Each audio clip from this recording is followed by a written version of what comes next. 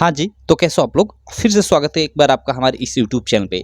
दोस्तों पिछले 2 वीडियो में हमने जो आप लोग का बोर्ड द्वारा जारी मॉडल पेपर है क्लास 10th यूपी बोर्ड का, ये आप लोग स्क्रीन पे देख सकते हो। इसके हम लोगों ने फर्स्ट वीडियो में पूरा का पूरा ऑब्जेक्टिव क्वेश्चन यानी जो 20 मार्क के शुरू में आपके ऑब्जेक्टिव क्वेश्चन हुए और सेकंड वीडियो में हम लोगों ने जो 2-2 मार्क के आप लोग के प्रश्न हैं जो वर्णनात्मक प्रश्न के अंतर्गत है जिनका आंसर आपको कॉपी पे लिखना है, तो उसमें के 6 प्रश्नों को सॉल्व कर लिया था। इस वीडियो में हम लोग जो 4 मार्क के और 6-6 मार्क के जो दीर्घ उत्तरीय प्रश्न हैं उनको सॉल्व करेंगे और इस वीडियो में इस पेपर का दी एंड हो जाएगा। यहाँ मैं आपको दिखाना चाहूँगा, यहाँ देख सकते हो ये शुरू में आप लोग के 20 मार्क का ऑब्जेक्टिव क्वेश्चन आप सब लोग जानते हो कि जिनका आंसर आपको ओएमआर शीट पे देना है, तो इसको हमने फर्स्ट वीडियो में सॉल्व कर लिया था। और एक वीडियो में हम लोग इधर मैं आपको दिखा देता हूँ, इधर इसके बाद वर्णनात्मक प्रश्न में जिसका आपको आंसर मतलब नॉर्मल कॉपी पे देना होगा, सॉल्व करना होगा। यहाँ पे आप लोग देख सकते हो खंड ब के अंतर्गत ये आपके 2-2 मार्क वाले प्रश्न हैं, इसमें 6 प्रश्न हैं, तो इन 6 प्रश्न को हमने पिछले वीडियो में सॉल्व कर लिया था। तो उन दोनों वीडियो का लिंक मैं इस वीडियो के डिस्क्रिप्शन में डाल दूंगा, ठीक है। आप इस वीडियो को देखने के बाद उनको आप जाकर देख सकते हो। बाकी इसमें आगे के जो भी अब प्रश्न है जो 4-4 मार्क वाले प्रश्न है, यहाँ से आप लोग देख सकते हो। यहाँ मैं आपको दिखा दूँ, यहाँ से ये आप लोग के ये देखो 4-4 मार्क वाले प्रश्न है और इधर मैं आ जाता हूँ बड़े बड़े प्रश्न जो दीर्घ उत्तरीय प्रश्न है जो 6-6 मार्क वाले हैं, उन सबको इस वीडियो में हम लोग सॉल्व करेंगे। सब का सब इस वीडियो में आप लोग का इस पेपर का दी एंड हो जाएगा। और यार इसमें जो 6-6 मार्क वाले में देखो और 4-4 मार्क वाले में ये निश्चित वाले क्वेश्चन है, 100% आप लोग के एग्जाम में फंसने वाले क्वेश्चन है। तो इस वीडियो को आप एकदम मिस आपको करना ही नहीं है, आपको अंत तक देखना है, ठीक है। चलो शुरू करते हैं। जैसा कि आप लोग अगर पिछला मेरा वीडियो देखे होंगे तो मैं आपको बता दूं कि हमने जो क्वेश्चन है उनको पहले ही ये आपकी बोर्ड परीक्षा की कुछ कॉपी ऐसी मिलेगी जो आप लोग के सब्जेक्टिव क्वेश्चन होंगे, यानी जो 50 मार्क के 20 ऑब्जेक्टिव क्वेश्चन के अलावा 20 जो ऑब्जेक्टिव क्वेश्चन होंगे उनका तो ओएमआर पे आंसर देना होगा, ओएमआर शीट पे। और जो 50 मार्क के सब्जेक्टिव क्वेश्चन होंगे यानी खंड ब में, उनका आंसर आपको ऐसी मतलब कॉपी पे सॉल्व करना होगा। तो हमने पिछले वीडियो में जो भी आप लोग के प्रश्नोत्तर संख्या फर्स्ट खंड ब के अंतर्गत यानी जो 2-2 मार्क के प्रश्न थे, 6 प्रश्नों को हमने सॉल्व कर लिया था। तो चलो इस वीडियो में हम लोग आगे के अब प्रश्नों को सॉल्व करते हैं। आगे का हम लोग का प्रश्न संख्या मतलब इसमें सेकंड आ जाता है और इसमें आप लोग का बहुत सारा डाउट क्लियर होगा जो पिछले वीडियो में शायद आप लोग का डाउट क्लियर नहीं हो पाया था कि बीच में अगर हमें कोई क्वेश्चन नहीं आ रहा है तो उसको कैसे छोड़कर फिर बाद में करें। ये भी डाउट इस वीडियो में आपका क्लियर हो जाएगा, ठीक। तो चलो यहाँ मैं निकाल लेता हूँ। ये चूंकि मॉडल पेपर आप यूपी बोर्ड की ऑफिशियल वेबसाइट से डाउनलोड कर सकते हो, ठीक। यूपी बोर्ड की आप वेबसाइट पे जाना और वहाँ से ये मॉडल पेपर आप लोग डाउनलोड कर लेना अपने फ़ोन में करना चाहते हो तो, ठीक। यहाँ मैं क्वेश्चन निकाल लेता हूँ, 1 मिनट। यहाँ देखो ये जो 20 मार्क के शुरू के यहाँ से मतलब खंड अ के अंतर्गत प्रश्न है, इसका आंसर ओएमआर शीट पे। और यहाँ खंड ब के मतलब खंड अ के बाद जो खंड ब स्टार्ट होता है, इनका आंसर आपको ऐसे मतलब इस पे देना है, मतलब सॉल्व करना है। तो हमने प्रश्नोत्तर संख्या मैंने बताया कि खंड ब का हमने फर्स्ट पिछले वीडियो में सॉल्व कर लिया है, सेकंड से हम लोग चलो सॉल्व करना चालू करते हैं। तो यहाँ पे आप लोग देख सकते हो, यहाँ से ये सेकेंड स्टार्ट होता है, यहाँ से ये सेकंड स्टार्ट होता है। तो चलो यहाँ से इसको सॉल्व करते हैं। देखो सेकंड में यहाँ पे कुल 6 प्रश्न हैं, 6 प्रश्नों में से केवल 5 प्रश्नों का ही उत्तर देना है, क्योंकि यहाँ पे मतलब बोल चुका है कि निम्नलिखित में से किन्हीं 5 खंडों को हल कीजिए। तो चलो हम लोग हल कर लेते हैं, 5 प्रश्नों को हल कर लेते हैं, एक प्रश्न हमें छोड़ना है, क्लियर। चलो यहाँ पे फर्स्ट प्रश्न क्या है, क, इसको हम लोग करते हैं पहले सॉल्व। काफ़ी इंपॉर्टेंट प्रश्न है, निश्चित है कि ऐसा प्रश्न आप लोग के एग्जाम में आएगा ही आएगा 100%। शायद आप लोग के एग्जाम में यही आ जाए या फिर यहाँ कुछ नंबर थोड़ा थोड़ा बदल देगा और आपके एग्जाम में दे देगा। तो कोई दिक्कत नहीं है यार, अगर आप इसको सॉल्व करना सीख गए हो तो यहाँ थोड़ा थोड़ा नंबर बदल दे तो उससे कोई दिक्कत नहीं। आपने ये सीख लिया कि 3 में 2 जोड़ेंगे तो 5 होगा, कैसे ये जोड़ा जाता है। तो अगर मैं 3 में आपको 3 जोड़ना दे दूँ तो आप जोड़ ही लोगे। तो वही सिंपल है, इसको आप सॉल्व करना सीख जाओ। चलो जैसे यहाँ पे क्या क्वेश्चन है कि ग्राफ द्वारा जांच कीजिए कि रैखिक समीकरण युग्म 2x + y - 6 बराबर, यहाँ पे देखो 0 और कामा देकर 4x - 2y - 4 बराबर 0 संगत हैं। यदि ऐसा है तो ग्राफीय विधि द्वारा हल कीजिए। ओके, हमें 2 ये समीकरण दिया हुआ है, ठीक। 2 समीकरण दिया हुआ है और हमें पूछ रहा है कि ग्राफ विधि द्वारा जांच कीजिए कि ये दोनों मतलब जो रैखिक समीकरण युग्म है ये संगत हैं। यदि ऐसा है तो ग्राफीय विधि द्वारा इसको हमें हल करना है। अब देखो संगत है, इसकी हमें जांच किस प्रकार करना है, ग्राफ विधि द्वारा करना है। तो कैसे करेंगे यहाँ पे देखो, मैंने पूरा का पूरा इसको सॉल्व कर रखा है। यहाँ पे आप लोग देख सकते हो, 1 मिनट देखो, यहाँ पे आप लोग लिखोगे कि प्रश्नोत्तर संख्या 2, और यहाँ पे ये क है, क्योंकि यहाँ प्रश्नोत्तर संख्या 2 का क है, तो इसका मतलब आप लोग लिख लोगे क का हल, ठीक, ऐसे लिख लोगे। और इस यहाँ पे लिखोगे क्या कि दो रेखाएं संगत होती है यदि वे एक दूसरे को प्रतिच्छेद करे अथवा एक दूसरे के संपाती हो। प्रतिच्छेद करने का मतलब कि ऐसे, मतलब ऐसे ऐसे कट करे, ठीक है, या संपाती का मतलब कि ये पहली रेखा और दूसरी रेखा भी इसी के ऊपर हो, ठीक, ये संपाती होता है। तो दो रेखाएं संगत तभी होंगी जब वो एक दूसरे को प्रतिच्छेद करेंगी अथवा एक दूसरे की संपाती होंगी, यानी एक दूसरे की ऊपर होंगी। तो इसकी हम लोग ग्राफ विधि से जांच कैसे करेंगे, चूँकि आपने नॉर्मल तरीके से समीकरण के मतलब तौर पे आपने A1 बटा A2 बराबर B1 बटा B2 ऐसे वाला मतलब समीकरण में आपने इसका जांच करना सीखा हुआ है, लेकिन हमें यहाँ ग्राफ विधि से जांच करना है। यहाँ पे साफ साफ बोला है कि ग्राफ द्वारा जांच कीजिए। तो चलो कैसे करेंगे ग्राफ द्वारा जांच, इसको हम लोग देखते हैं, ठीक है। यहाँ पे माफ़ करना यार, ये शायद मैंने यहाँ पे ओके, चलो कोई दिक्कत नहीं, थोड़ी मतलब यहाँ पे मतलब ये पेपर बनाते समय मैंने गलत कर दिया है। यहाँ पे क का हल यहाँ पे, और यहाँ पे मैंने ख का हल किया है, बीच में इसको छोड़ दिया है। इसका मतलब आगे का प्रश्नों को यहाँ पे मैंने मतलब यहाँ पे ग्राफ बना दिया है। चलो कोई दिक्कत नहीं, मैं उसको मेंटेन कर लेता हूँ। ये पेपर मैंने खुद बनाया है, ये आप लोगों के लिए, कि आप लोग का एकदम फील हो कि बोर्ड परीक्षा की एक कॉपी है, ठीक। तो थोड़ी मिस्टेक हो गई है, तो चलो उससे कोई दिक्कत नहीं, मैं इसको अच्छे से सॉल्व करा कर आपको समझा देता हूँ, ठीक है। देखो यहाँ पे देखो, तो ये आप लोग इतना लिख लोगे, उसके बाद लिखोगे कि दी गई समीकरण निम्न है, ठीक। पहली समीकरण क्या है कि 2x प्लस वाई माइनस 6 बराबर 0। यहाँ हम लोग का क्वेश्चन में ये दिया हुआ है, पहली समीकरण 2x प्लस वाई माइनस 6 बराबर 0, और दूसरी 4x माइनस 2y माइनस 4 बराबर 0। तो 4x माइनस 2y माइनस 4 बराबर 0, ये दो हम लोग की समीकरण दी हुई है।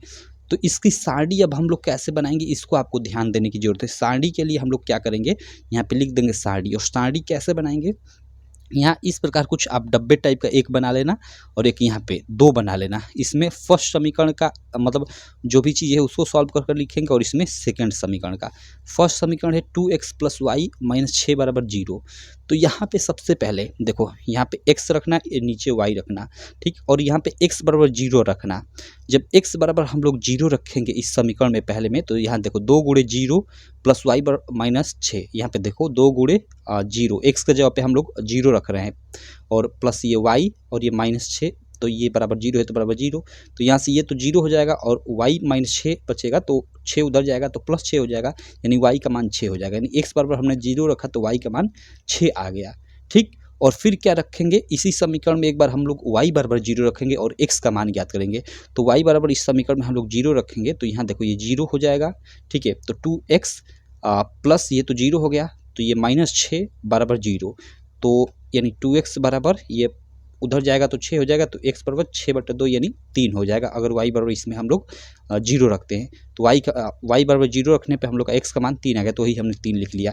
तो आप लोगों ने ये समझ गया कि कैसे हमने ये सब मान ज्ञात किया। हमने पहली समीकरण में x बराबर 0 रखा तो y का मान हम लोग का 6 प्राप्त हो गया, और पहले ही समीकरण में हमने एक बार y बराबर 0 रखा तो x बराबर हम लोग का 3 प्राप्त हो गया। इसको हमने कुछ इस प्रकार लिख लिया, सिंपल। अब देखो यहाँ पे वही क्रिया इसमें भी करेंगे हम लोग। एक x बराबर यहाँ पे 0 रखेंगे इस समीकरण में, तो आप हल करते रहना, यहाँ पे 0 रखोगे तो हम लोग का y का मान -2 मिल जाएगा, ठीक। और फिर हम लोग इसमें y का मान हम लोग 0 रखेंगे एक बार, तो x का मान 1 प्राप्त हो जाएगा। क्लियर। तो ऐसे आप लोग को ये सारणी बना लेनी है, और इस सारणी को बनाने के बाद अब इसका ग्राफ कैसे बनाना है, इस चीज़ को ध्यान देना है। इसका ग्राफ आपको कैसे बनाना है, तो देखो ग्राफ के लिए इधर मैंने पूरा पूरा ग्राफ बनाया है। यहाँ पे आप लोग देख सकते हो, यहाँ पे हमने ग्राफ बनाया हुआ है, ठीक। यहाँ पे देख सकते हो हमने ग्राफ ये इस प्रकार बनाया हुआ है। कैसे बनाना है आपको, सबसे पहले तो भाई आपको ये मतलब आपका जो भी ये x निर्देशांक होता है, आप सब लोग जानते हो कि x अक्ष होता है, ये x एक्सिस, ये y एक्सिस होता है। तो आपको ये मतलब ये x एक्सिस और ये y एक्सिस ये आपको मतलब खींच लेना है। और इसमें आप जानते हो कि ऐसे ये मतलब ये तो आपको ग्राफ कॉपी नहीं मिलेगी, तो ऐसे आपको अपने मतलब स्केल की सहायता से ये समान दूरी पे ऐसे ऐसे आपको कर लेना है कि ये 1 है, ये 2 है, ये 3 है, ऐसे मतलब चारों तरफ कर लेना है, सिंपल।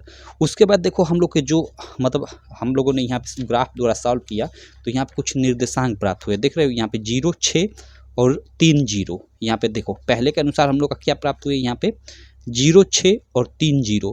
तो इसी निर्देशांक को लेकर हम लोग क्या बनाएंगे, मतलब एक रेखा खींचेंगे। तो 0 6 और 3 0 का चलो हम लोग रेखा खींचते हैं। तो देखो 0 6 हम लोग का क्या है, 0 6 और 3 0 है, 3, 0। तो इसको कैसे इसका हम लोग ग्राफ कैसे खींचेंगे। तो देखो ये हम लोग का मूल बिंदु है, एक तरह से बोल सकते हैं ओ, ठीक है। तो यहाँ से 0, 6 कैसे बनेगा, ये हम लोग का देखो शुरू वाला x अक्ष होता है और ये y एक्सिस होता है। तो x यहाँ पे, तो x यहीं पे 0 होगा और y 6, तो 6 हम y की जगह पे 6, यानी y हम लोग का धनात्मक जाना है तो धनात्मक ऊपर की तरफ होता है, ये प्लस y इधर होता है और ये नीचे माइनस y, मतलब नीचे ये -1 -2 -3 होता है और इधर +1, मतलब एक्स एक्सिस में इधर प्लस होता है और इधर माइनस होता है, आप सब लोग जानते होंगे, ठीक। तो अब देखो 0 6, तो 0 6 यहाँ देखो 1 2 3 4 5 6, 6 यहाँ पे पड़ रहा है, ठीक है। और भाई एक्स एक्सिस 0 तो यहीं पे है, तो 0 6 ये बिंदु यहाँ पे होगा, ठीक। और 3 0 कहाँ होगा, तो इधर देखो 1 2 3, 3 यहाँ पे होगा x और y 0 यहाँ पे होगा, ठीक है, क्योंकि ये इसमें y तो है ही नहीं, तो ये 3 0 वाला बिंदु ये होगा। तो अब इसको आप स्केल की सहायता से ऐसे खींच दोगे, खींच दिए। अब देखो सेकेंड जो हम लोग का निर्देशांक प्राप्त हुआ सेकेंड समीकरण से, यहाँ पे देखो 0 -2 और 1 0 क्या प्राप्त हुआ है, 0, -2, ठीक है, और 1 0, ठीक है। मैं लिख लेता हूँ यहाँ पे 1, 0। अब इसको हम लोग कैसे बनाएंगे, चलो। तो देखो 0 -2 यहाँ पे देखो हम लोग आ जाते हैं, यानी हम लोग का एक्स एक्सिस 0, ठीक ठीक है, एक्स एक्सिस 0 और y पे -2, तो -2 नीचे हम लोग का पड़ेगा। देखो यहाँ पे -2, ये जो बिंदु होगा 0, -2 होगा ये वाला, ठीक। और हमें एक 0 लेना है, क्या 1 0, तो एक हम लोग का इधर मतलब एक्स एक्सिस है ना और ये y, तो एक्स एक्सिस पे एक यहाँ ये, ठीक है, और y तो इस पे 0 है ही, और इन दोनों हम लोग को दो बिंदु प्राप्त हुए तो इन दोनों को हम लोग मिला देंगे और मिलाएंगे। तो यहाँ पे देखो हम लोग मिला रहे हैं, इसको आगे बढ़ा रहे हैं, तो आप देख रहे हो ये जो हम लोग के पहली समीकरण के द्वारा जो रेखा प्राप्त हुई, दूसरी समीकरण के द्वारा ये रेखा जो प्राप्त हुई, दोनों यहाँ पे एक दूसरे को कट कर रही हैं। जिस बिंदु पे कट कर रही हैं, ठीक है, वही क्या होगा कि एक तरह से उसका सॉल्यूशन भी होगा, और यहाँ पे ये भी मतलब यहाँ पे कट कर दे रही हैं दोनों, तो यहाँ से ये भी हमें निष्कर्ष निकल जा रहा है कि ये मतलब जो दी गई समीकरण है वो क्या है, संपाती है। क्योंकि शुरू में हमें पूछा था कि संपाती, या सॉरी संपाती में बोलो, दोनों क्या है, संगत है।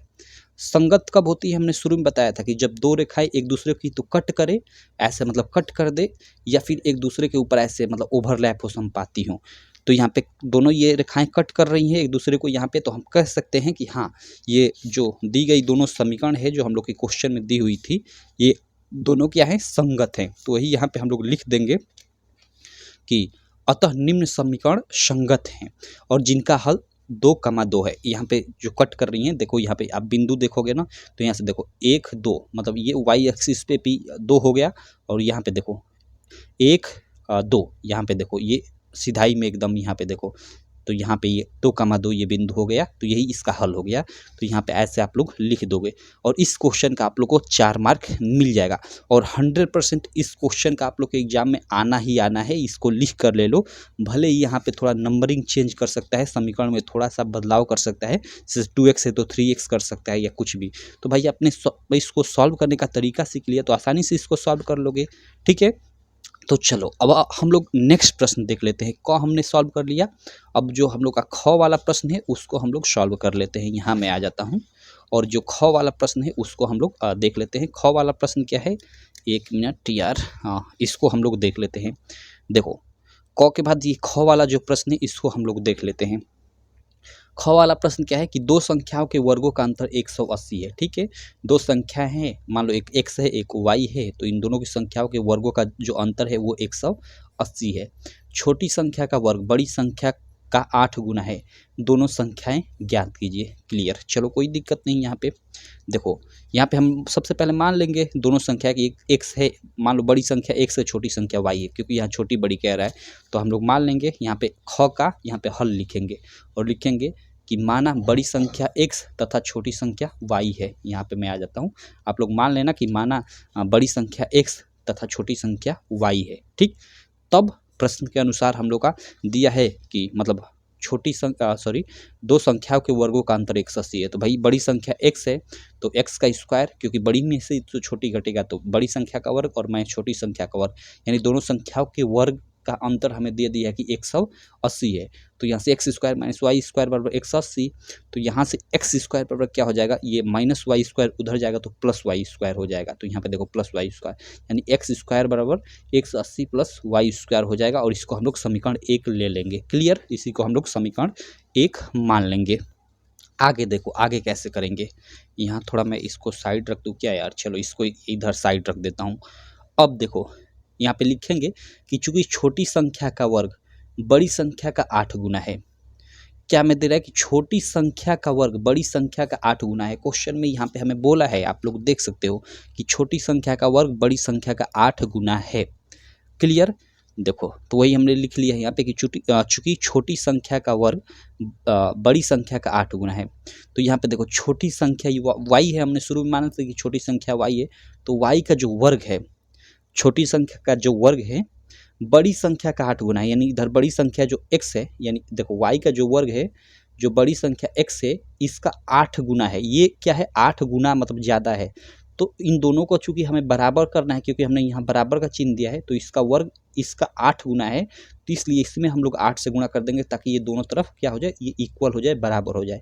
तो ये हमने यहाँ पे ऐसे कुछ कर लिया है और इसको हमने समीकरण सेकंड बना लिया है। आई होप यहाँ पे ये कैसे हुआ है आपको समझ में आ गया होगा। कह रहा है कि छोटी संख्या का वर्ग बड़ी संख्या का 8 गुना है, यानी छोटी संख्या जो y है इसका जो वर्ग है वो क्या है, जो बड़ी संख्या है जो बड़ी संख्या x है उसका 8 गुना है, ये 8 गुना है। तो इसमें अगर 8 से गुणा कर देते हैं हम लोग तो क्या हो जाएगा, ये दोनों आपस में बराबर हो जाएगा। तो वही हमने दोनों को बराबर कर दिया और ये समीकरण सेकंड हमने बना लिया है। अब हम लोग क्या करेंगे, इस समीकरण 1 और समीकरण 2 से हम लोग क्या करेंगे कि इसका सॉल्यूशन करेंगे। तो यहाँ पे वही लिखा है हमने कि समीकरण 1 तथा समीकरण 2 से, समीकरण 1 क्या है कि एक्स स्क्वायर बराबर 180 प्लस वाई स्क्वायर है, और समीकरण 2 क्या है कि वाई स्क्वायर बराबर 8x है। तो यहाँ पे देखो समीकरण 1 तथा समीकरण 2 से, यहाँ पे देखो एक्स स्क्वायर बराबर 180 प्लस वाई स्क्वायर, ये तो हम लोग का समीकरण 1 है। यहाँ पे चूंकि हमने वाई स्क्वायर का मान निकाल लिया, वाई स्क्वायर का मान क्या है 8x है, तो वाई स्क्वायर की जगह पे हम लोग 8x रख सकते हैं। तो वही हमने यहाँ पे एक्स स्क्वायर बराबर ये 180 प्लस वाई स्क्वायर की जगह हमने 8x रख लिया, क्योंकि यहाँ पे वाई स्क्वायर 8x के बराबर है, तो यहाँ पे रख लिया हमने। क्वेश्चन में हमने यहाँ पे मेंशन भी कर दिया कि चूंकि वाई स्क्वायर बराबर 8x, यानी वाई स्क्वायर का जो मान है वहाँ पे यहाँ पे क्या है 8x के बराबर है। ठीक, अब इसी को हम लोग हल करते जाएंगे। चलो हल कैसे करेंगे, यहाँ पे देखो इसको एक द्विघात समीकरण के रूप में हम लोग चेंज कर लेंगे। ठीक है, क्योंकि एक्स स्क्वायर बराबर 180 प्लस 8x है, तो इन सबको इधर लाएंगे तो माइनस माइनस हो जाएगा और उधर जीरो हो जाएगा। तो हम लोग 8x को इधर लाएंगे तो माइनस 8x हो जाएगा, 180 को इधर लाएंगे तो माइनस 180 हो जाएगा, और बराबर के उधर में क्या हो जाएगा, जीरो हो जाएगा। तो x square minus 8x minus 180 बराबर जीरो हो गया। ये एक द्विघात समीकरण के रूप में चेंज हो गया। अब इसको हम लोग गुणनखंड विधि से इसको हल करेंगे। तो चलो इसको हम लोग हल कर लेते हैं। तो इसको हल करने का तरीका आप जानते ही हो, इसमें हम लोग गुणा करते हैं तो माइनस 180 एक्स स्क्वायर प्राप्त होता है। तो इस माइनस 8x को ऐसे तोड़ेंगे दो संख्याओं में कि जिनका गुणा करने पे माइनस 180 एक्स स्क्वायर आ जाए और दोनों को जोड़ने पे माइनस 8x। तो देखो माइनस 8x को मैं इस प्रकार लिखता हूँ कि माइनस 18x प्लस 10x। तो देखो इन दोनों का हम लोग गुणा करेंगे तो माइनस 180 एक्स स्क्वायर भी आ जाएगा, और जब इन दोनों को हम लोग सॉल्व करेंगे तो माइनस 8x के बराबर आ जाएगा। तो कुछ इस प्रकार तोड़ लेंगे इसको। क्लियर, अब देखो इन दोनों में हम लोग कामन लेंगे क्या, x दोनों जगह x कामन है, तो x कामन लेंगे तो x से यहाँ भाग देंगे तो x बचेगा, और x से यहाँ भाग देंगे तो माइनस 18। ठीक, और यहाँ पे प्लस है तो प्लस, और यहाँ पे देखो ये 10x माइनस 180 है, तो यहाँ पे देखो 10 और दोनों में 10 कामन है तो 10 कामन लेंगे यहाँ पे, तो 10 से इसमें भाग देंगे तो x बचेगा, और 10 से इसमें भाग देंगे हम लोग तो माइनस 18 बचेगा। अब देखो इसमें देखो पूरे में यहाँ x माइनस 18, यहाँ x माइनस 18, तो x माइनस 18 कामन है और ये बराबर में जीरो आप रखते जाइएगा। तो x माइनस 18 हम लोग कामन लेंगे तो यहाँ भाग देंगे तो ये 1 हो जाएगा, यहाँ x बचेगा, और यहाँ हम लोग x माइनस 18 से भाग देंगे तो ये कट जाएगा, 10 बचेगा, तो ये प्लस 10, यानी एक क्वेश्चन में x माइनस 18, एक में x प्लस 10, ये बराबर जीरो हो जाएगा। अब हम लोग क्या करेंगे कि एक बार x माइनस 18 जीरो के बराबर करेंगे, और एक बार x प्लस 10 बराबर जीरो, मतलब x प्लस जो 10 है उसको जीरो के बराबर करेंगे और x का मान ज्ञात करेंगे। तो यहाँ से देखो x माइनस 18 बराबर जीरो, हमने एक बार इसको कर लिया और एक बार हमने x x प्लस 10 बराबर 0 ये कर लिया। तो यहाँ से हम लोग का x बराबर 18 प्राप्त हो जाएगा, ठीक है, क्योंकि ये उधर जाएगा माइनस है तो प्लस हो जाएगा, और ये प्लस है तो उधर जाएगा तो माइनस हो जाएगा। तो यहाँ से x बराबर -10 प्राप्त हो जाएगा। यानी हम लोग का x का मान 2 प्राप्त हो गया, एक ये और एक ये। लेकिन इन दोनों में से कौन होगा भाई, केवल एक ही तो होगा, हमें 2 प्राप्त हुआ है। तो चलो इसको देख लेते हैं कैसे इसको डिसाइड करेंगे कि कौन होगा, आगे हम लोग चलते हैं। अब यहाँ से हम लोग क्या करेंगे कि बारी बारी से इस x का मान किसी समीकरण में रखेंगे और इस x का मान हम लोग उसी समीकरण में रखेंगे।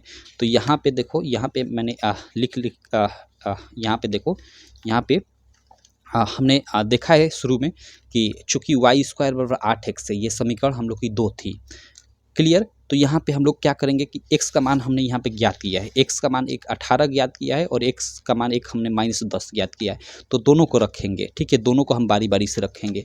यहाँ पे अथवा भी कर देंगे, y² बराबर 8x, ठीक। अब हम लोग यहाँ पे x के जगह पे हम लोग एक 18 रखेंगे और एक के जगह पे -10 रखेंगे। तो हम लोग जब 18 रख कर ज्ञात करेंगे यहाँ पे, तो y² बराबर देखो ये 8x है तो 8 × 18 यानी 144 हो जाएगा। तो y² बराबर 144 हो जाएगा। तो y बराबर अंडर रूट में 144 यानी इसका वर्गमूल, तो y बराबर 12 आ जाएगा, ठीक। और यहाँ पे जब हम लोग मतलब x के जगह पे -10 रख कर करेंगे तो ये देखो अंडर रूट में 80 इसका मान आ जाएगा, ठीक है। और चूंकि यह मतलब गड़बड़ चीज़ है, ये काल्पनिक चीज़ है, ऐसा प्राप्त हमें नहीं होना चाहिए।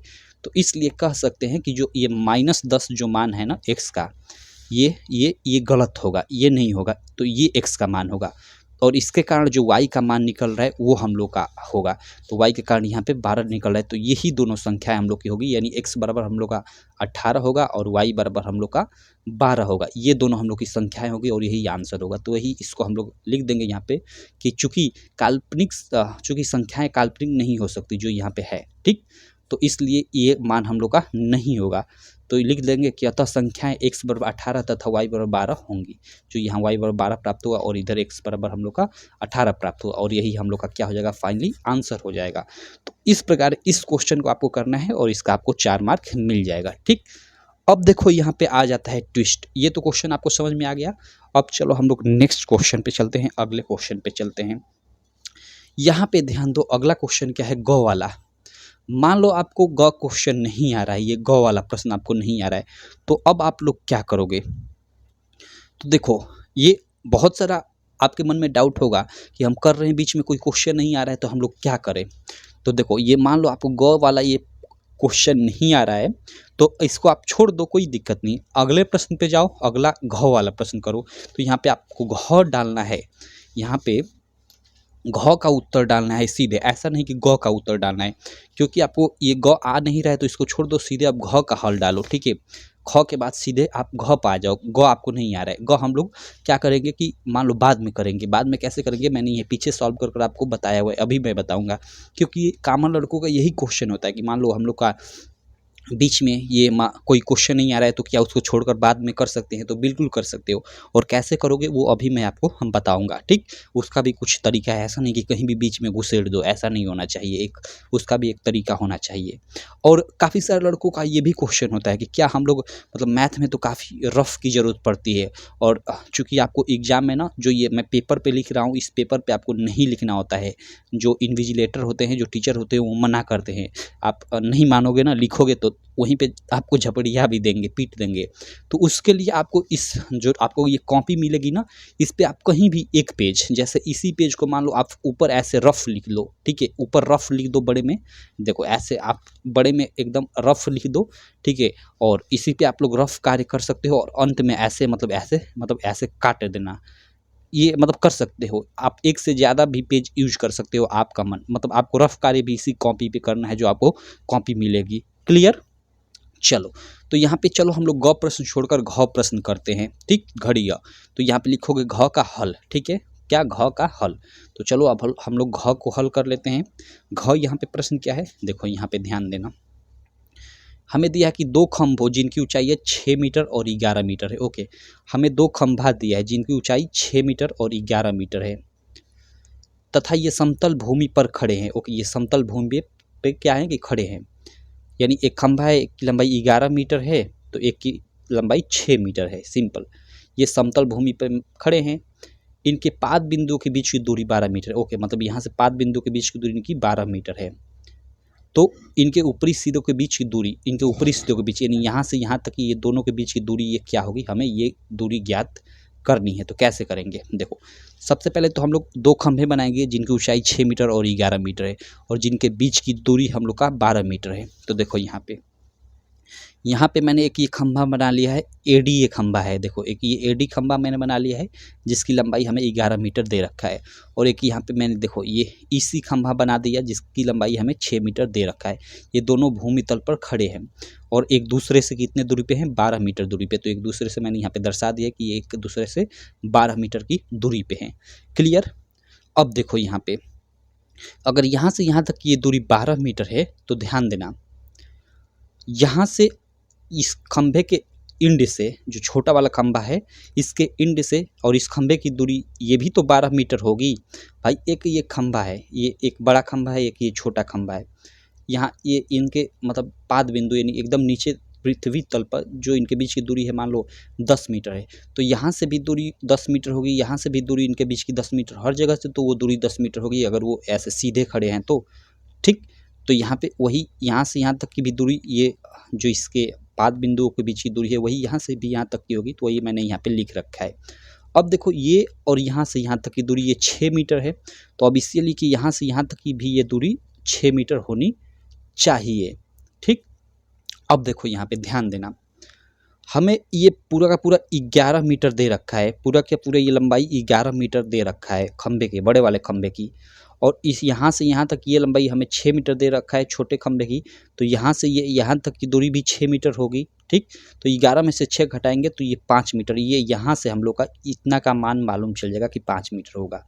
तो इसको हम लोग कैसे यहाँ पे मेंशन कर लेंगे थोड़ा, ठीक है, ये फिगर पूरा आप बना लेना और यहाँ पे आप लोग मेंशन कर लेना कि चूँकि ए बी जो है वो बराबर होगा A D minus B D के, जो ये ए बी जो होगा वो बराबर होगा किसके, ए डी यानी ए डी, इस पूरे में से हम लोग क्या करेंगे ये बी डी घटा देंगे तो उसके बराबर होगा ये। तो हम लोग का वही लिखा है हमने यहाँ पे कि चूँकि जो ए बी है वो बराबर होगा A D minus B D के। ठीक, तो ए डी हम लोग का क्या है, ए और डी के बीच की दूरी हमें दिया है 11 मीटर, तो ये 11 और माइनस बी डी, तो बी और डी ये हम लोग का कितना होगा, इसी के बराबर होगा, तो ये 6 मीटर ये हो गया। क्लियर है। और हमने चूँकि क्वेश्चन में लिख दिया कि चूँकि जो बी डी होगा वो बराबर होगा किसके, सी ई या ई सी के, यहाँ पे हमने मेंशन कर दिया है। तो 11 में 6 गया तो 5 मीटर हो गया, यानी ये हम लोग का ये वाला 5 मीटर आ गया है, सिंपल। ठीक, अब आगे हम लोग कैसे सॉल्व करेंगे, यहाँ पे ध्यान दो, आसान सा है। हमें दोनों खंभों के मतलब जो सर हैं एक तरह से उनके बीच की दूरी ज्ञात करनी है। तो यहाँ छोटा वाला खंभा है, यहाँ ये बड़ा वाला खंभा है, तो यही इन दोनों को हमने ये मिला दिया है और यही दूरी हमें ज्ञात करना है, क्योंकि हमें क्वेश्चन में यहाँ पे देखो बोल रखा है क्या, इनके सिरों के बीच की दूरी ज्ञात कीजिए दोनों खंभों के। तो पहले खंभे का सिर ये है, दूसरे खंभे का ये सिर है, तो इन दोनों के बीच की दूरी यही तो होगी। तो इसको कैसे ज्ञात करेंगे, चूँकि हमें ये देखो ये हम लोग एक का यहाँ पे देखो ये हम लोग का एक समकोण त्रिभुज का निर्माण हो रहा है और यहाँ पे ये हमें ये मालूम है कि ये 12 मीटर है और ये हम लोग का कितना है 5 मीटर है, यानी ये हम लोग का क्या होता है, आधार होता है, ये लंब होता है। तो ये हमें मालूम करना है, यानी कर्ण मालूम करना है। तो कर्ण बराबर क्या होता है, या कर्ण का स्क्वायर बराबर क्या होता है, वो होता है लंब का स्क्वायर, लंब हम लोग का 5 है तो 5 का स्क्वायर हो जाएगा, और प्लस आधार का स्क्वायर होता है, तो प्लस आधार हम लोग का 12 है तो 12 का स्क्वायर 100 मतलब 44 हो जाएगा। तो ये 50 25 और ये 144, इन जो दोनों को जोड़ोगे तो 169 होगा, और 169 चूँकि कर्ण का स्क्वायर बराबर 169, तो कर्ण बराबर क्या हो जाएगा, ये अंडर रूट में चला जाएगा 169, तो ये निकल कर आएगा रूट से बाहर, तो 13 मीटर हो जाएगा। यानी यहाँ से यहाँ तक की जो दूरी होगी वह 13 मीटर के बराबर होगी और यही आंसर होगा। देखो हमने इधर सॉल्व कर रखा होगा, इधर मैं आ जाता हूँ आपको दिखा देता हूँ। यहाँ पे देखो वही हमने यहाँ पे लिख रखा है इसको, यहाँ पे देखो कि समकोण त्रिभुज ABC में, यानी हम लोग का इधर जो समकोण त्रिभुज ABC, यहाँ पे 1 मिनट, हाँ सॉरी माफ़ करना, ये हम लोग का ABC है, तो वही हमने लिख रखा है कि समकोण त्रिभुज ABC में। ठीक, यहाँ मैं इधर आ जाता हूँ, यहाँ पे देख लो, यहाँ पे वही हम मैंने यहाँ पे लिख रखा है कि समकोण त्रिभुज ABC में। क्लियर। अब देखो यहाँ मैंने क्या लिख रखा है कि AC का स्क्वायर, यानी यहाँ पे देखो हम लोग का, यहाँ पे हम लोग का इस प्रकार है ना, ये हम लोग का A है, ये B है, ये C है, हमने ऊपर वहाँ पे देखा, इसमें ये हम लोग का ज्ञात है, ये 5 है और ये हम लोग का 12 है और इसको हमें ज्ञात करना है। इधर फिगर में हमने देखा है पीछे, तो यहाँ AC का स्क्वायर यानी कर्ण का स्क्वायर जो होगा AB के स्क्वायर के यानी लंब के स्क्वायर के और प्लस आधार के स्क्वायर के बराबर होगा, यानी BC के स्क्वायर के बराबर होगा। और ये किससे होगा, तो पाइथागोरस प्रमेय से। सिंपल, तो यहाँ से AC का स्क्वायर बराबर AB 5 है तो 5 रख लेंगे, 5 का स्क्वायर, BC हम लोग का 12 है तो 12 का स्क्वायर। ठीक, तो AC का स्क्वायर बराबर ये 5 25, ये 12 का 144 स्क्वायर हो गया। तो यहाँ से AC स्क्वायर बराबर इन दोनों को जोड़ेंगे तो 169 169 आ गया। तो यहाँ से ये स्क्वायर हटाएंगे तो ये अंडर रूट में चला जाएगा और अंडर रूट 169 का मान 13 मीटर होता है। तो AC बराबर हम लोग का 13 मीटर आ गया, यही हम लोग का क्या हो जाएगा, आंसर हो जाएगा। तो इस प्रकार इस क्वेश्चन को करना है, थोड़ा नीचे आप मेंशन कर दोगे, अतः खंभों के ऊपरी सिरों के बीच की दूरी 13 मीटर होगी। ठीक, ये हो गया आप लोगों का मतलब इस क्वेश्चन का सॉल्यूशन। तो आशा करता हूँ आपको ये घड़ी घ वाला भी क्वेश्चन क्लियर हो गया होगा। अब चलो हम लोग क्या करते हैं, इसके बाद हम लोग घड़ी घ के बाद अगला नेक्स्ट प्रश्न करते हैं, घ के बाद अंग वाला। यहाँ पे ध्यान देना, इसमें हमें 5 ही क्वेश्चन करना था केवल। तो हमने कितना कर लिया, एक क कर लिया, एक ख कर लिया और हमने ग को छोड़ दिया क्योंकि हमें नहीं आ रहा था। ठीक, और हमने घ कर लिया, यानी हमने 3 प्रश्नों को कर लिया है सॉल्व। हमें ये चौथा प्रश्न है, तो चलो इसको भी हम लोग कर लेते हैं, चौथे प्रश्न इसको सॉल्व कर लेते हैं। तो यहाँ पे हम लोग का अंग का मतलब हल लिख लेंगे। यहाँ पे चूँकि ये अंग है तो अंग का हल लिख लेंगे। अब मान लो यहाँ बाई चांस आपने ये घड़ी घ वाला प्रश्न किया और बाई चांस आपको ये ग वाला प्रश्न आपको क्लिक हो गया, आपके माइंड में आपको आ गया कि इसको कैसे सॉल्व करना है। तो यहाँ पे आप अंग का उत्तर न डालकर यहाँ पे आप सीधे सीधे यहाँ पे अब ग का उत्तर ऐसे लिख सकते हो, ग और हल इसका लिख सकते हो, यहीं पे आप सॉल्व भी कर सकते हो। तो यही मेरा सिखाने का मोटिव था कि आपको बीच में क्वेश्चन नहीं आ रहा है तो कैसे करोगे। ठीक है, तो यहीं पे आप लोग अंग पे न जाकर यहाँ आप ग वाला प्रश्न यहाँ पे हेडिंग डालकर कर सकते हो। क्लियर है? तो चलो अभी हमें नहीं करना है, इसको अंत में करना है एकदम। तो अभी मैं छोड़ ही देता हूँ इसको, अभी मैं छोड़ ही देता हूँ। हम लोग इस प्रश्न को करते हैं अंग का। ठीक है, तो हमने क कर लिया, ख कर लिया, ग को हमने छोड़ लिया, घ कर लिया और अंग को कर रहे हैं। ठीक, तो चलो अंगों को हल कर लेते हैं। यह अंग क्या क्वेश्चन है कि किसी स्कूल की कक्षा एक्स की यानी वही एक तरह से 10वीं समझ लो कि किसी स्कूल की कक्षा 10वीं की 51 लड़कियों की ऊंचाइयों का एक सर्वेक्षण किया गया और निम्नलिखित आंकड़े प्राप्त किए गए। ओके, किसी मतलब कक्षा 10 में 51 लड़कियां हैं, उनकी जो लंबाइयाँ है उनका सर्वेक्षण किया गया और उनकी ये आंकड़ों मतलब कुछ आंकड़े हैं उनका मतलब यहाँ पे मतलब दिया गया है, आंकड़े कुछ प्राप्त किए गए। तो इनकी जो लंबाइयाँ है, इनकी लंबाइयों की माध्यक ऊंचाई ज्ञात करनी, हमें एक तरह से माध्यिका ज्ञात करनी है, एक तरह से हम लोग बोल सकते हैं। तो कैसे करेंगे, सबसे पहले तो ऊंचाई हमें दे दिया है, ऊंचाई हमें सेंटीमीटर में दिया है कि 140 सेंटीमीटर से कम वाली लड़कियों की संख्या 4 है और 145 से कम यानी 145 से जितनी भी कम लड़कियां हैं उनकी ऊंचाई क्या है, 11 सेंटीमीटर है। लेकिन इसमें ध्यान देना, सॉरी 11 सेंटीमीटर बोल रहा हूँ, मतलब लड़कियों की संख्या क्या है, 11 है, यानी 145 सेंटीमीटर से कम लंबाई वाली लड़कियों की संख्या 11 है। लेकिन इस 11 में आप लोग ध्यान देना, 145 से कम मीन्स इसमें क्या है, 140 से भी कम वाली शामिल है, कितनी, 4। तो इसमें से हम लोग 4 घटाएंगे तो हम लोग की 7 लड़कियाँ ऐसी होंगी। ठीक है, 7 4 11, हाँ 7 ऐसी लड़कियाँ होंगी जिनकी लंबाई 145 से मतलब ज़्यादा, मतलब 145 और 150 के बीच में होंगी। और यहाँ लिख रहा है कि 145 से कम, तो यहाँ सॉरी 150 से कम, तो इस 150 से कम वाली लंबाई की लड़कियों की संख्या 29 है। तो इसमें 150 से कम है, एक में 145 वाली भी शामिल है, 140 वाली भी शामिल है। तो केवल हम लोग क्या करें कि 145 से ऊपर और 150 के बीच में हम लोग ज्ञात करें कि कितनी लड़कियों की संख्या है, तो इन दोनों को हमें घटाना पड़ेगा। तो इस प्रकार हम लोग इसकी एक सारणी बना लेंगे। यहाँ पे देखो हम लोग क्या बना लेंगे, एक ऊंचाई की सारणी बना लेंगे, ऊंचाई कोष्ठ में हम लोग h लिख लेंगे। तो यहाँ पे देखो हमने ऊंचाई में क्या हम लोग का 140 से कम, ठीक है 140 से कम, यानी इसमें हम लोग 140 में कम जिसकी बारंबारता हमें दिया है, बारंबारता को f से डिनोट करते हैं। तो बारंबारता एक ऐसी सारणी बना लेंगे। तो इसमें लड़कियों की संख्या कितनी है, 4 है। तो यहाँ पे वही हमने 4 लिख रखा है। ठीक, उसके बाद हम लोग दूसरी सारणी बनाएंगे कि 145 से 150 के बीच में सॉरी यहाँ पे 40 मैंने बना रखा है, क्या ये यार गड़बड़ कर रखा है, क्या मैंने गड़बड़ लिख रखा है, 145 से 150। यहाँ पे 1 मिनट मैं इसको थोड़ा करेक्ट कर लेता हूँ। नहीं नहीं ठीक है चलो, ये तो 140 से कम है ना, 140 से नीचे।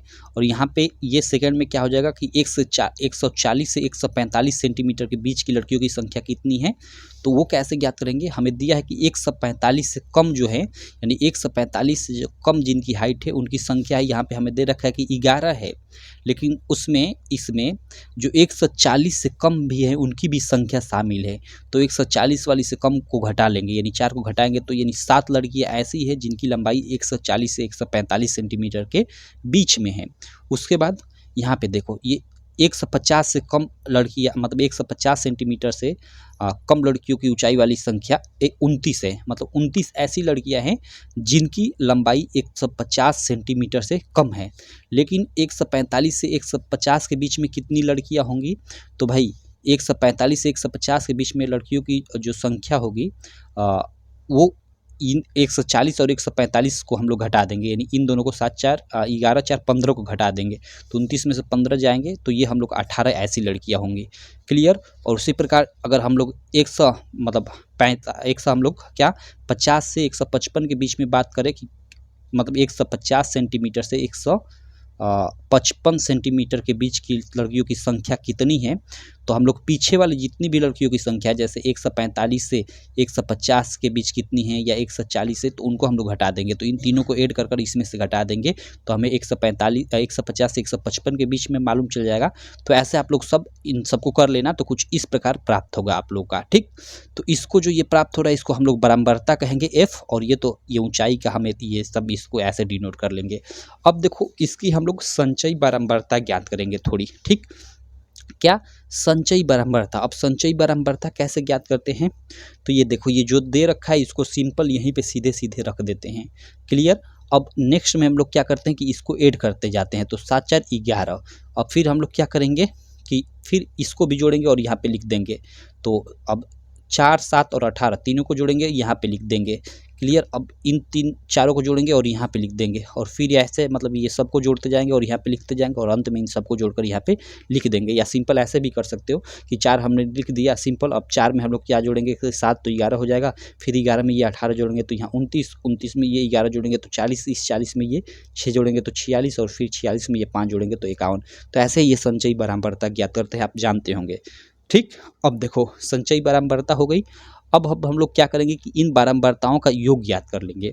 तो बारंबारताओं का योग हम लोग का, इसको आप लोग जोड़ोगे तो 51 बराबर आएगा, और बारंबारताओं के योग को हम लोग n से प्रदर्शित करते हैं। तो n बराबर यहाँ पे 51 आ गया। अब देखो यहाँ पे n बराबर 51 आ गया, तो यहाँ पे हम लोग क्या करेंगे कि n/2 का मान ज्ञात कर लेंगे। तो n/2 हम लोग का क्या हो जाएगा, वो 51/2, यानी ये हम लोग का 25.5 हो जाएगा ना, 25.5 हो जाएगा। ये n/2 क्या प्रदर्शित करता है, ये हम लोग का n/2 जो है वो मतलब एक तरह से हम लोग बोल सकते हैं कि उस ऊंचाई को प्रदर्शित करेगा, या उस बारंबारता को प्रदर्शित करेगा जिसमें मतलब माध्यक ऊंचाई एक तरह से होगी।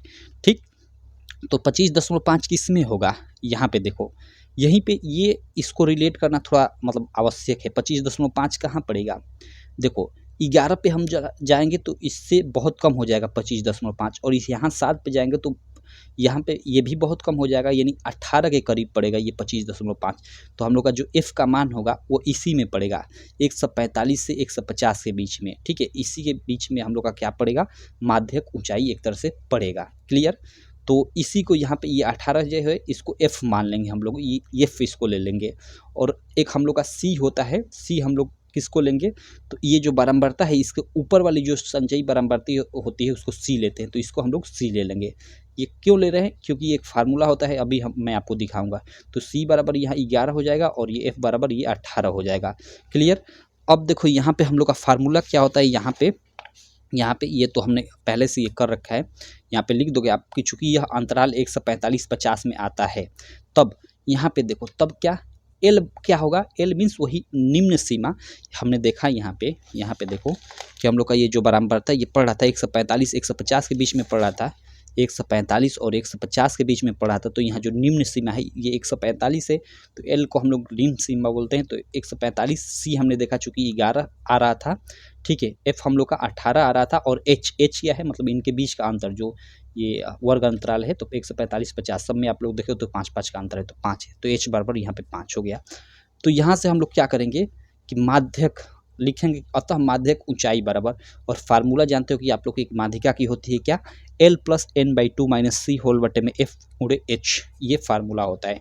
तो सिंपल यहाँ पे जो जो चीज़ें हैं उसको हम लोग रख लेते हैं। यहाँ पे हम लोग का L का मान क्या है 145, तो L का मान हम लोग यहाँ पे 145 रख लेंगे, और उसके बाद हम लोग का n/2 का मान हमने सीधे निकाल लिया यहाँ पे 25.5, ठीक है, तो यहाँ पे 25.5 रख लेंगे, और माइनस c है, तो c का मान 11, तो c की जगह पे 11 रख लिए, और बटे में f है, तो f का मान 18, ठीक, 18 रख लिया, और गुणे h है, तो h हम लोग का 5, h मीन्स यहाँ ऊंचाई नहीं है, इन वर्ग अंतराल के बीच का अंतर है h मीन्स, ठीक।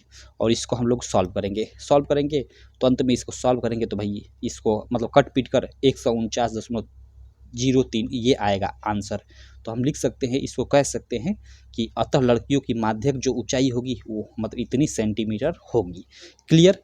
तो ऐसे अगर ऐसा क्वेश्चन आ जाए तो कुछ इस प्रकार आपको सॉल्व करना है। इसमें काफ़ी जगह पे ये सीधे सीधे आपको बराबरता दे देता है, चूँकि यहाँ पे थोड़ा बहुत मतलब कॉन्सेप्ट का यूज किया था कि यहाँ पे आपको मतलब घटा देना है। जैसे 140 से कम हमें 4 लड़कियाँ दिया हुआ था, और हमें दिया हुआ था कि 145 के मतलब 145 से नीचे 11 है, लेकिन 140 से 145 के बीच कितनी है, तो भाई 140 से जितनी भी कम है उसको घटाना पड़ेगा। तो 11 में से हमने 4 घटाया तो 7 बची, यानी 7 लड़कियाँ ऐसी है जिनकी ऊंचाई 140 से 145 के बीच है। तो ऐसे ये कॉन्सेप्ट के अनुसार ये लिखना था ये पूरा का पूरा, लेकिन बहुत सारे क्वेश्चन में ये सीधे सीधे दे रखा होता है, आपको ऐसे मतलब ऐसे यूज नहीं करना होता है, सीधे सीधे दे रखा होता है कि 140 से 145 के बीच जो लड़कियाँ हैं उनकी संख्या इतनी है, 145 से 150 के बीच जो लड़कियाँ हैं उनकी इतनी है, ऐसे सीधे सीधे दे रखा होता है, तो वो थोड़ा आसान हो जाता है। ठीक, तो ऐसे इस क्वेश्चन को करना है, ऐसा क्वेश्चन आ जाए तो। अब देखो यहाँ पे हमने इसमें कितना कर लिया, यहाँ पे मैं 1 मिनट मैं आ जाता हूँ। हमने यहाँ पे हम लोग का ये प्रश्न संख्या जो 2 था, इसमें हम लोगों ने ये एक क वाला किया, एक ख वाला किया, ग वाला हमने छोड़ रखा है, ये घ वाला किया, ये अंग वाला किया, यानी हमने 4 प्रश्न कर लिया। इसमें हमें कुल 5 प्रश्नों को सॉल्व करना था, हमने 4 ठे कर लिया है, एक और सॉल्व करना है। तो एक हम इसको की तो सॉल्व कर दे, ठीक है, या एक इधर है इसको सॉल्व कर दे। यहाँ पे देखो एक इधर ये दे रखा है, इसको सॉल्व कर दे, और एक को हमें छोड़ना है क्योंकि 6 दे रखा है, उसमें से 5 ही को करना है। तो किसको हम लोग करेंगे, देखो ये वाला जो क्वेश्चन है थोड़ा ये अभी ये जो क्वेश्चन है ये गलत दिया हुआ है, ये आपका जो मॉडल पेपर है बोर्ड की तरफ से जारी, यहाँ पे ये गलत क्वेश्चन दिया हुआ है। क्यों, क्योंकि देखो यहाँ हमें x और y का बराबरता में x और y 2 मान पूछ रहा है, और यहाँ पे हमें केवल माध्यक दिया है, माध्यक का मान दिया है। यहाँ पे साथ में इन बराबरताओं का योग भी देना चाहिए था, इन बराबरताओं का योग देगा तभी इस क्वेश्चन को हम लोग सॉल्व कर सकते हैं। ठीक, तो यहाँ पे ये क्वेश्चन ही गलत दे रखा है, ये वाला क्वेश्चन, तो भाई ये तो सॉल्व नहीं हो सकता। तो इस क्वेश्चन को मैं छोड़ ही देता हूँ, मैंने छोड़ रखा है। इसको मैं किसी नेक्स्ट वीडियो में इसको करेक्ट कर आपको सॉल्व करा दूंगा, क्योंकि ये भी काफ़ी इंपॉर्टेंट है। ऐसा क्वेश्चन आता है आपको मतलब यहाँ पे बराबरता में जो 2 जगह 2 संख्याएं गायब कर देगा, जैसे यहाँ पे किया है XY दे दिया है और इसी का मान पूछेगा, और आपको माध्यक भी दे देगा, और माध्यक के साथ साथ में ये बराबरताओं का यहाँ पे योग भी दे रखा मतलब देगा क्वेश्चन में, लेकिन यहाँ पे नहीं दिया है, इसलिए ये क्वेश्चन गलत है। ठीक, तो चलो इसको मैं किसी नेक्स्ट वीडियो में इसको मतलब देखूंगा कि यहाँ क्या ये योग होना चाहिए, यहाँ पे बैठाना पड़ेगा, और फिर उसको मतलब मैं सॉल्व करूँगा। ठीक है, तो चलो हाँ इसको मैं छोड़ देता हूँ। ये जो प्रश्न है मतलब हमें 6 में से 5 को करना था, तो इसी को एक को छोड़ देता हूँ, और एक ये जो हमने यहाँ पे छोड़ा था ग वाला, इसको मैं कर देता हूँ, ये ग वाले प्रश्न को कर देता हूँ। तो हमने किया क प्रश्न कर लिया, ख कर लिया हमने, और ये गमला ग छोड़ दिया था, यानी ये हमने घ कर लिया था, अंग कर लिया था, हमने 4 प्रश्नों को कर लिया। अब मान लो हमें ये एक करना है, हमें याद आ गया, तो यहाँ पे आप नेक्स्ट यहीं पे भी हेडिंग डालकर आप लोग कर सकते हो, लेकिन मैंने देखो यहाँ पे भी नहीं किया है, हमने प्रश्नोत्तर संख्या 3 स्टार्ट कर दिया है। यहाँ पे देख सकते हो प्रश्नोत्तर संख्या मैंने थर्ड स्टार्ट कर दिया है। आप यहाँ पे ग वाले प्रश्न को सॉल्व कर सकते हो, लेकिन मैंने प्रश्नोत्तर संख्या थर्ड स्टार्ट कर दिया है। यहाँ पे मैंने उस प्रश्न को एकदम लास्ट में किया हुआ है। देखो यहाँ पे एकदम वो रचना वाला है ना, तो उसको मैंने लास्ट में एकदम ये किया हुआ है। तो ऐसे भी एकदम ये इंड में भी, इधर देखो ये इधर है ना, इधर, तो इंड में भी एकदम कर सकते हो। देखो यहाँ पे एकदम अंत में पूरा क्वेश्चन सॉल्व करने के बाद पेपर का यहाँ पे प्रश्नोत्तर संख्या 2 डालकर मैंने ग का हल लिख दिया है। क्योंकि हमने 4 क्वेश्चन किया था पहले और एक और करना था, तो ये एक प्रश्नोत्तर संख्या के ये कि ग वाला प्रश्न हमने नहीं किया था, तो ग वाले को कर दिया, तो हम लोग का 5 प्रश्न हो गया। और चूंकि हमें 6 प्रश्न दिया था, उनमें से 5 करना था, तो 5 हो गया। ठीक, तो इस प्रकार भी मैंने आपको ये बता रहा हूँ ऐसे कि मतलब आपको हो सकता है बीच में क्वेश्चन ना आए तो उसको छोड़कर कैसे करोगे, तो ऐसे कर सकते हो आप लोग। बीच में कहीं मत करना, उसी क्वेश्चन के मतलब जो प्रश्न संख्या जैसे 2 है तो उसी में कहीं कर देना, या फिर अंत में करना। बीच में ऐसा नहीं कि 3-4 के बीच में आप घुसेड़ देना उसको, ऐसा मत करना। ठीक, तो चलो यहाँ पे उसको मैं लास्ट में आपको करूँगा। हमने 4 क्वेश्चन कर लिया है ना, ये जो हम लोग की प्रश्नोत्तर संख्या 2 है, इसमें हमने 4 क्वेश्चन कर रखा है और हमें करना कितना है, 5 करना है। ठीक, और एक को छोड़ना है, 6 क्वेश्चन दिया हुआ है। तो चलो हमने 4 क्वेश्चन को कर लिया है, अब इसको मैं यहीं पे रहने देता हूँ 4 ही क्वेश्चन पे। हम लोग नेक्स्ट प्रश्न पे चलते हैं, दूसरे के बाद तीसरे पे, और जो एक क्वेश्चन है उसको एकदम हम अंत में कर लेंगे, तो 5 क्वेश्चन हो जाएगा। ठीक, तो चलो अब हम लोग जो ये जो प्रश्न है, 1 मिनट यार गला बैठ रहा है, थोड़ा पानी पी लेता हूँ, 1 मिनट। ओके, चलो देखो हमने देखा था शुरू में हम लोग को 1 से जो 20 तक मतलब शुरू में 1 से 20 नंबर ऑब्जेक्टिव प्रश्न जिनका आंसर OMR पे देना था। ठीक, ये पहले प्रश्न के अंतर्गत। दूसरा प्रश्न यानी हम लोग का खंड, हम लोग का वो अ था, और खंड ब में हम लोग को ने देखा था कि उसमें जो फर्स्ट प्रश्न था उसमें 2-2 मार्क के हम लोग के 6 प्रश्न थे, जिनको 6 को मतलब सॉल्व करना था। और इन दोनों को हमने 2 वीडियो में, पीछे की 2 वीडियो में सॉल्व कर रखा है, तो इन दोनों वीडियोज़ का लिंक डाल दूंगा। और इस वीडियो में हम लोगों ने जो खंड ब का दूसरा प्रश्न है, इसमें हम लोग का 6 प्रश्न दे रखा था और इसमें से हम लोग का कितना करना था, 5 करना था। तो इसका हमने 4 को सॉल्व कर लिया और 1 को हमने मतलब छोड़ दिया है, उसको लास्ट में हम लोग सॉल्व करेंगे जो रचना वाला है, तो 5 प्रश्न हो जाएगा। क्लियर, तो ये दूसरे प्रश्न था। अब तीसरा प्रश्न देखो, तीसरा कुछ इस प्रकार का प्रश्न होगा। देखो तीसरा, चौथा और 5वां ये मतलब प्रश्न होंगे बड़े बड़े वाले 6-6 नंबर वाले, और इसमें अथवा का भी देखो ऑप्शन रहेगा, मतलब ये जो दिया इसको करो या इसको करो, चौथे में आप ये करो या अथवा में ये करो, ये 5वें में भी कुछ ऐसा ही रहेगा। तो ये आप लोग का तीसरा, चौथा, 5वां कुछ इस प्रकार का प्रश्न रहेगा। क्लियर है, तो चलो अब इनको हम लोग देख लेते हैं। देखो इस प्रकार का तो मैं कई ठे क्वेश्चन आपको बता चुका हूँ कि रैखिक समीकरण युग में इसको बदल कर हल करना। 100% लिख, 100 के यार 500% लिख कर ले लो कि ऐसा क्वेश्चन आएगा ही आएगा आपके एग्जाम में। भले ही यहाँ पे थोड़ा नंबरिंग बदल दे, जैसे यहाँ पे कुछ संख्या आपको चेंजेस कर दे, संख्या में जैसे ये 10 दिया है तो कुछ यहाँ पे कोई अलग कर दे, बस। तो आप इसको लगाने का तरीका अगर जानते रहोगे तो इस मतलब कोई भी आपको दे दिया जाए आप कर ही लोगे, सिंपल। तो चलो चूँकि हम लोग की ये 50 मिनट की वीडियो हो रखी है, मैं सोच रहा हूँ कि जो ये एक रचना वाला प्रश्न है हमने जो छोड़ा था अंत में, उसी को समझा देता हूँ। और जो ये 6-6 मार्क वाले इसमें जो अभी इसमें जो ये 6 प्रश्न है इसको छोड़ देता हूँ, इसको एक फिर नेक्स्ट वीडियो में मैं सॉल्व कर दूँगा, क्योंकि ऑलरेडी ये वीडियो 1 घंटे की हो जाएगी, फिर इन 6 को सॉल्व करने में टाइम लगेगा, क्योंकि ये बड़े बड़े क्वेश्चन है, तो इनको 1 घंटे यानी 2 घंटे का टाइम लग जाएगा। ठीक, तो मैं इसको फिर एक और वीडियो लाऊंगा, तो इसमें इस बड़े वाले प्रश्नों को सॉल्व कर दूंगा। चलो मैं अंत में जो एक इधर वाला हमने प्रश्न छोड़ा था उसको हम लोग सॉल्व कर लेते हैं। इधर हमने यार किधर, इधर बैक आ जाता हूँ, सॉरी। ये जो हमने प्रश्न छोड़ रखा है, चूँकि इसमें हम लोग का मतलब दूसरे प्रश्न में 6 प्रश्नों में से 5 को करना होता है, तो इसमें हमने एक प्रश्न छोड़ रखा है, 4 हमने कर रखा है, एक प्रश्न और हमें करना है। तो ये ग वाला प्रश्न चलो मैं आपको सॉल्व कर दिखा देता हूँ इसको। और ये इसलिए नहीं कर रहा हूँ, इसमें इसको भी सॉल्व कर दूंगा, लेकिन इसमें ये गलत है प्रश्न, इसलिए इसको सॉल्व नहीं कर रहा हूँ, क्योंकि आपको एग्जाम में केवल 5 ही करना है। ठीक है, 6 दे रखा है, 5 ही करना है, लेकिन हमें भाई ये मॉडल पेपर है तो सब कुछ सॉल्व करना है, सब क्वेश्चन, क्योंकि कौन सा आ जाए एग्जाम में भरोसा नहीं है। ठीक, तो चलो इसको मैं किसी नेक्स्ट वीडियो में इसको सही कर सॉल्व करा दूंगा, आपको सिखा दूंगा कि इस प्रकार के क्वेश्चन को कैसे सॉल्व किया जाता है। बाकी जो रचना वाला ये प्रश्न है, चलो इसको मैं सॉल्व करा देता हूँ। यहाँ पे देखो ये भी काफ़ी इंपॉर्टेंट प्रश्न है, निश्चित है ऐसा एक प्रश्न आएगा। भले यहाँ 4 दिया है, यहाँ पे 6 दिया है, तो इनका मान बदल दे।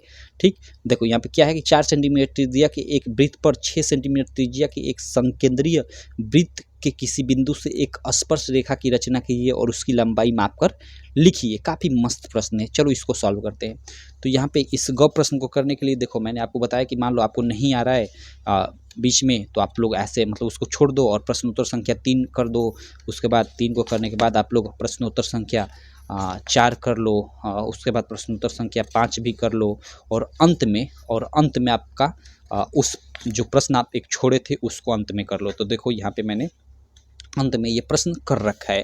अंत में ये प्रश्नोत्तर संख्या आप डाल देना कि प्रश्नोत्तर संख्या 2 का हमने यहाँ पे ग को हल किया। तो एग्जामिनर वहाँ पे 4 प्रश्नों को वहाँ पे जांचेगा, तो आपको 4-4 नंबर प्रत्येक प्रश्न पे दे देगा, 16 नंबर। और वो देखेगा कि लड़के ने उसमें केवल 4 ही प्रश्न किया है, एक प्रश्न उसको नहीं आ रहा है तो यहाँ लास्ट में किया है, तो इसको सिग्नेचर करेगा और इसका आपको 4 मार्क दे देगा। यानी आपको मतलब एक तरह से 20 मार्क मिल जाएगा प्रश्नोत्तर संख्या 2 के लिए। क्लियर? तो चलो इसको सॉल्व कर लेते हैं। हमें इसमें क्या है, इसमें देखो हमें 4 सेंटीमीटर और 6 सेंटीमीटर के हमें क्या करना है कि 2 संकेंद्रीय वृत्त की रचना करनी है।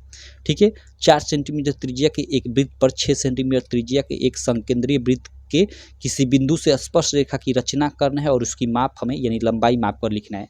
तो इसको कैसे करेंगे, देखो यहाँ पे किया कर रखा है मैंने, पहले से ही बना रखा है। शायद यहाँ पे ज़्यादा गाउज माउज हो तो यहाँ पे समझ ना आए, तो यहाँ पे चलो मैं बता देता हूँ। यहाँ पे एक शॉर्ट में यहाँ पे एक पन्ना चाहिए, चलो इसी पे बता देता हूँ। देखो हमें एक दिया कि एक 4 सेंटीमीटर का वृत्त है, इस वृत्त पे एक 6 सेंटीमीटर का संकेंद्रीय वृत्त खींचिए और उससे एक स्पर्श रेखा की रचना कीजिए और उसकी माप आप नाप कर लिखिए। तो कैसे इस प्रकार के प्रश्नों को सॉल्व करेंगे, देखो यहाँ पे ध्यान देना। सबसे पहले तो हम लोग कोई भी एक केंद्र ले लेंगे। मान लो ये O बिंदु है, इसका केंद्र है यहाँ पे। तो यहाँ से हम लोग प्रकार की सहायता से, जी ये प्रकार है ना, तो इसकी सहायता से हम लोग क्या करेंगे, 4 सेंटीमीटर की दूरी लेंगे। जैसे यहाँ पे है ये, इसकी ये देखो स्केल है ना, ये स्केल, तो यहाँ से हम लोग 4 सेंटीमीटर माप लेंगे ऐसे। मतलब ये देखो यहाँ पे ये 4 है ना, तो यहाँ से ये 4 ऐसे रख कर ये अच्छे से 4 हम लोग माप लेंगे और 4 का लेकर ऐसे मतलब पूरा ऐसे मतलब खींच देंगे, एक वृत्त हम लोग बना लेंगे ऐसे। हम लोग ये 1 मिनट माफ़ करना, इसलिए देखो मैंने पहले से ही बना रखा है, ये बनाने में टाइम लगेगा। तो ऐसे मतलब चलो ये हमने खींच लिया, ये हम लोग का एक 4 सेंटीमीटर का हो गया। इसकी हम लोग की त्रिज्या कितनी हो गई, ये वाला 4 हो गया।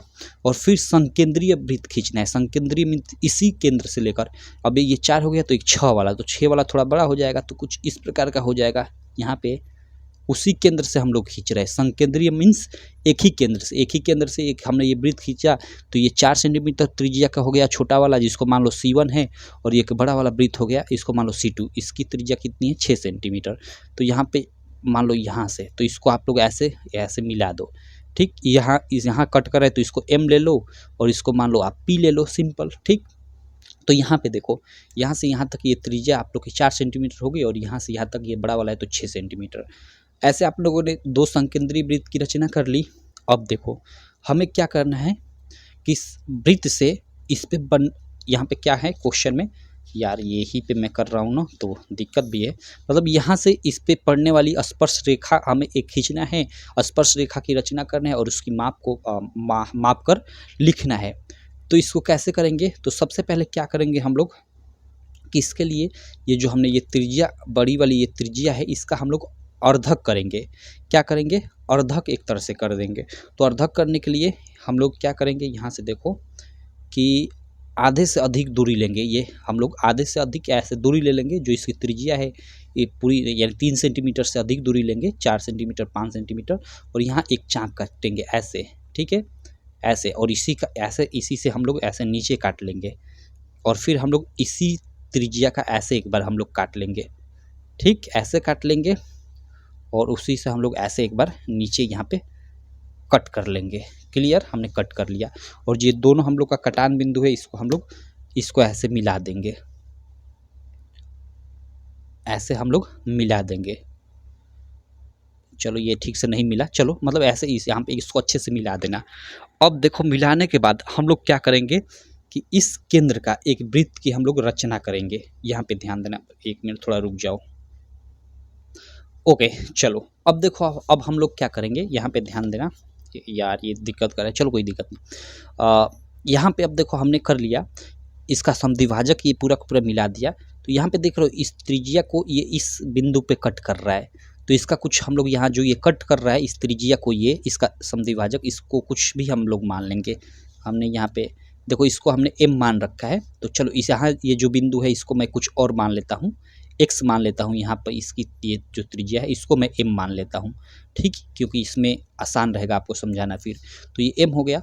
अब हम लोग क्या करेंगे कि इस m को केंद्र मानकर, ठीक है, m को केंद्र मानकर और ये जो त्रिज्या है ये वाली त्रिज्या लेकर, ठीक है, एक वृत्त की रचना कर देंगे हम लोग। इसी को केंद्र मानकर एक वृत्त की हम लोग क्या करेंगे कि रचना कर देंगे।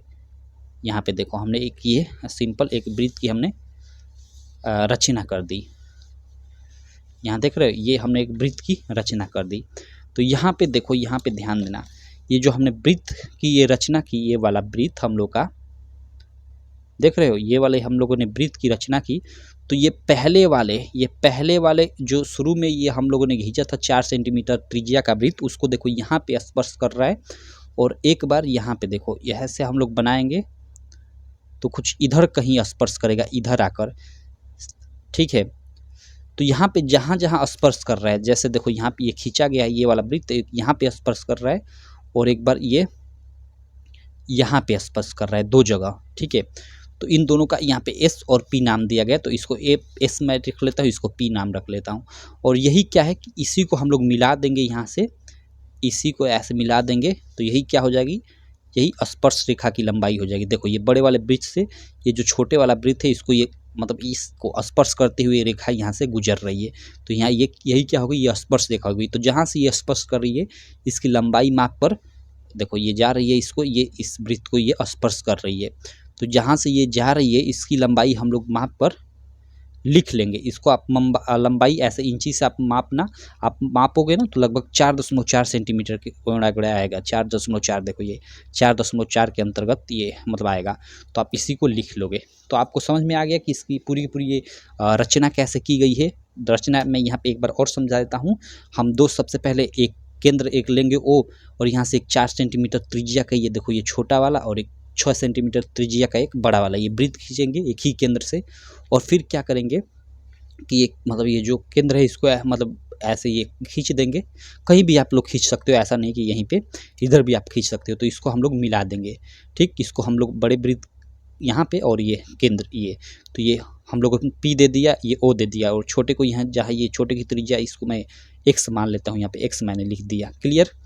अब हम लोग क्या करेंगे कि ये जो है ना, ये जो त्रिज्या बड़े वाले वृत्त की, उसका लंब समद्विभाजक खींचेंगे, यानी उसका एक तरह से हम लोग आधा लंब नहीं आधा समद्विभाजित इसको करेंगे। तो समद्विभाजित करने के लिए क्या करते हैं कि जो भी त्रिज्या होती है उससे आधे की अधिक दूरी लेकर हम लोग चाप काटते हैं। तो यहाँ से चाप हम लोगों ने एक ये काटा, और उसी से हमने यहाँ पे एक नीचे काटा, और फिर यहाँ से एक बार हमने ऐसे और ये ऐसे काट दिया, और इसको हम लोग मिला देंगे।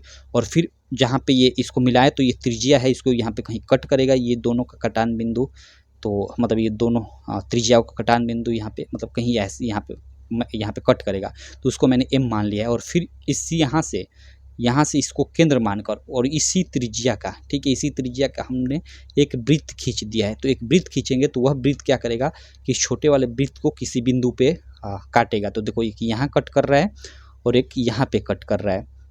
तो हम लोग क्या करेंगे कि यहाँ से इसी को हम लोग यहाँ से इसको मिला देंगे, तो यही क्या हो जाएगी, स्पर्श रेखा हो जाएगी। यहाँ पे देखो ये जाकर छोटे वाले वृत्त को यहाँ पे ये स्पर्श कर रही है, एक यहाँ और एक ये नीचे आकर यहाँ ये स्पर्श कर रही है, और इसी की लंबाई हम लोग माप पर लिख देंगे। चूँकि यहाँ पे जो ये स्पर्श रेखा है और ये स्पर्श रेखा है, दोनों स्पर्श जो रेखाएं हैं दोनों की लंबाइयाँ समान होगी, यानी जो ये PS स्पर्श रेखा है और P और यहाँ पे R है ना PR, ये दोनों की लंबाइयाँ समान होगी। क्यों? क्योंकि एक ही वृत्त पे खींची गई है और एक ही बिंदु से खींची गई है, इसलिए, ठीक। तो यहाँ पे वही चीज़ें हम लोग यहाँ पे लिख देंगे। यहाँ पे देखो थोड़ा लिखा गया है कि यहाँ PS तथा PR स्पर्श रेखाएं हैं जिनकी लंबाइयाँ समान होगी, क्योंकि दोनों एक ही बिंदु से खींची गई है।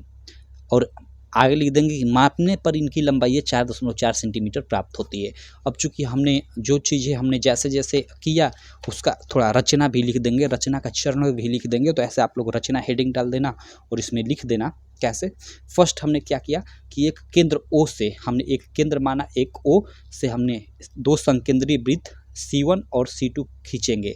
ठीक, एक 4 सेंटीमीटर का, एक 6 सेंटीमीटर का। तो वही लिख देंगे जहाँ C1 4 सेंटीमीटर तथा C2 6 सेंटीमीटर त्रिज्या का वृत्त होगा।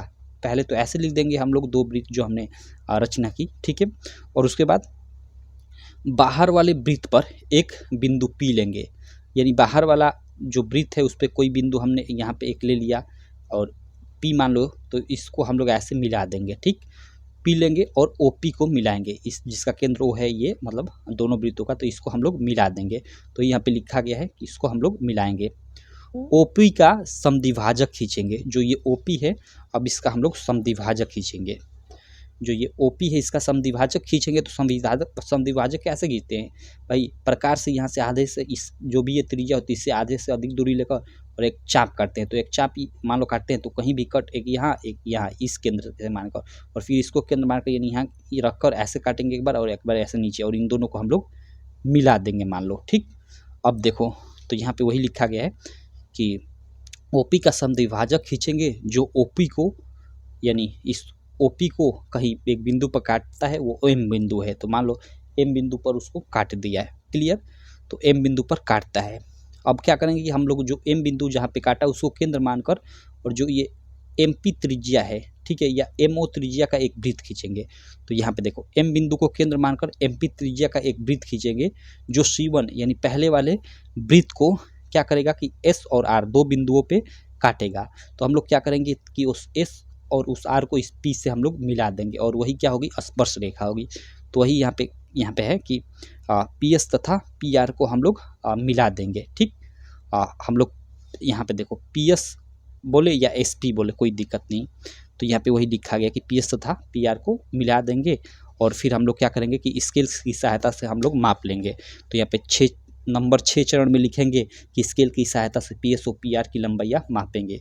और एक नंबर आप 7 चरण भी लिख लेना, मैंने इसी में ये लिख दिया है, आप इसमें मत लिखना। आप नंबर 7 चरण में लिख दिया कि जिनकी लंबाइयाँ मापने पर 4.4 सेंटीमीटर प्राप्त होता है। ये हम लोग का 7 चरण हो गया रचना का, ऐसे लिख दोगे और इसका आप लोग को 4 मार्क मिल जाएगा। तो अगर ऐसा क्वेश्चन आ जाए तो कुछ इस प्रकार आपको करना है। यहाँ पे आपको चेंजेस क्या देगा, केवल यहाँ पे चेंजेस आपको ये देगा कि ये 4 सेंटीमीटर त्रिज्या है, 6 सेंटीमीटर त्रिज्या है। तो यहाँ त्रिज्या मतलब 4 सेंटीमीटर और 6 सेंटीमीटर त्रिज्या का हमें संकेंद्रीय वृत्त की रचना करनी है। ठीक है, तो यहाँ पे 4 की जगह पे कुछ अलग दे देगा, जैसे 4 की जगह पे 6 दे दिया और 6 की जगह पे मान लो 8 कर दिया। तो भाई सिंपल है। अब आपको 6 सेंटीमीटर आपको लेना है और एक 8 सेंटीमीटर लेना है और वृत्त बनाना है, तो आप कर ही लोगे। और उसके बाद जो भी प्रोसेस है वो सिंपल सब उस वैसे ही करना है जैसे मैंने आपको बताया। तो ये क्वेश्चन हो गया हम लोग का। तो हमने चूँकि जो 5 क्वेश्चन था प्रश्नोत्तर संख्या 2 के अंतर्गत 6 प्रश्न था, तो उसमें से हमने 5 कर लिया।